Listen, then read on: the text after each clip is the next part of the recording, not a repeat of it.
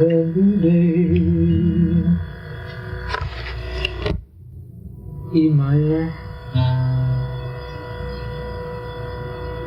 Yeah. E minor from the second string.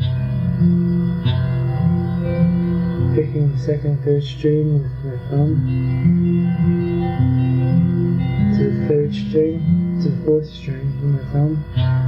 Second string, third string, second string, third string, fourth string, second string, and then the E minor with this fourth finger on the third fret, where the top of the C chord would be, the same picking. Back to the E minor.